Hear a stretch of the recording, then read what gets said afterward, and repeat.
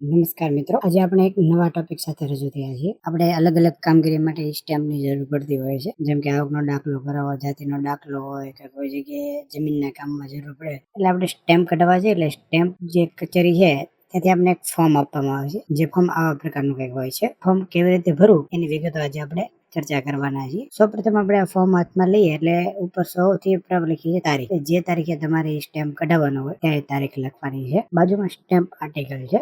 તો આ સ્ટેમ્પ આર્ટિકલની જાણકારી આપણને ન હોય એટલે જે સ્ટેમ્પ કાઢતા હોય એ લખતા હોય છે. એટલે આપણે ત્યાં એક ખાલી રાખવાની છે. ત્યાર પછી નોંધણી પાત્ર છે કે બિન નોંધણી પાત્ર, તો એ પણ આપણે ભરવાનું નથી. ત્યાર પછી નીચે આવે સ્ટેમ્પ ડ્યુટીની રકમ. તો તમારે કેટલા રૂપિયાનો સ્ટેમ્પ કાઢવાનો છે એ જે છે બાજુમાં એને આંકડોમાં લખવાનો છે. ધારો કે 300 નો કાઢવો હોય તો 300 લખવાના છે. અને ત્યાર પછી એની બાજુમાં શબ્દમાં લખવાનો છે જેટલા રૂપિયાનો તમારે સ્ટેમ્પ કાઢવાનો હોય એ. પછી સ્ટેમ્પનો હેતુ અથવા તો મિલકતનું વર્ણન, તમારે જે કામ માટે સ્ટેમ્પ કાઢવાનો હોય તેનું વર્ણન કરવાનું છે. જેમ કે આવકના દાખલા માટે કઢાવવો હોય તો તમારે ત્યાં લખવાનું છે આવકના દાખલાના હેતુ માટે, અથવા તો કોઈ બીજા કામ માટે કઢાવવાનો હતો તો ત્યાં એ વિગત લખવાની છે. ત્યાર પછી જે મિલકત માટે તમારે સ્ટેમ્પ કાઢવાનો છે, મિલકતની રકમ લખવાની છે. આ મિલકતની રકમ છે એ ભરવી જરૂરી હોતી નથી, પરંતુ ભરવાની થાય તો ભરી શકો છો. એમાં તમારે મિલકતની જે રકમ હોય એ શબ્દમાં અને આંકડામાં બેમાં લખવાની. ત્યાર પછી પ્રથમ પક્ષકારની માહિતી. પ્રથમ પક્ષકાર એટલે તમે પોતે. ત્યાં નીચે લખ્યું છે નામ, તો તમારે પ્રથમ પક્ષકારનું નામ, તમારું આખું નામ લખવાનું છે. નામ, તમારા પિતાનું નામ અને તમારી સરનેમ. ત્યાર પછી નીચે સરનામું અને મોબાઈલ નંબર લખ્યું છે. તો ત્યાં નીચે તમારું પૂરેપૂરું સરનામું લખવાનું છે અને તમારો મોબાઈલ નંબર લખવાનો છે. પાન નંબર છે લખેલું છે બાજુમાં, ત્યાં તમારે પાન નંબર લખવો હોય તો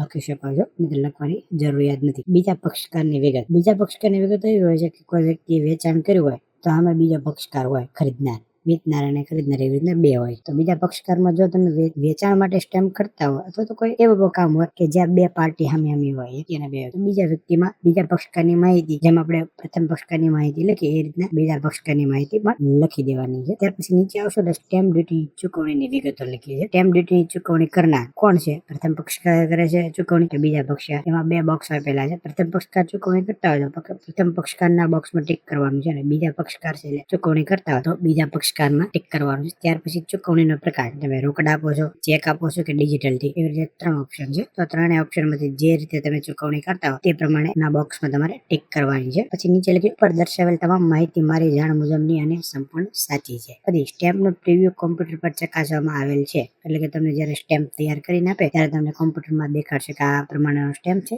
આ રીતની તમારી વિગતો છે. તો એ જો તમે વિગતો સાચી હોય તો નીચે સહી કરવાની છે, અથવા તો સુધારો હોય તો કહેવાનું છે કે આ મુજબ આ સુધારો કરી આપો, ત્યાં સહી કરવાની. પછી નીચે છે પક્ષકાર અથવા પ્રતિનિધિનું નામ.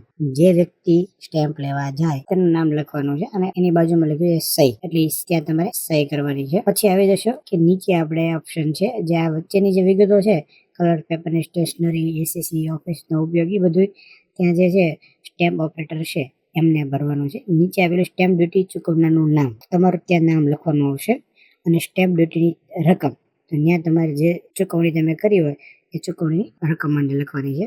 આવી રીતે આ ફોર્મ ભરવાનું હોય છે, જે હાવ સરળ રીતે મેં તમને જણાવ્યું છે. તો તમારા મિત્રો, તમને આ બધી માહિતી જે મેં આપી એ તમને સારી લાગી છે? મિત્રો, માહિતી જો તમને ગમી હોય તો વિડીયોને લાઈક કરજો. ચેનલ પર તમે નવા હો તો ચેનલને સબસ્ક્રાઇબ કરી રાખજો અને તમારા મિત્રોને વિડીયો શેર કરજો.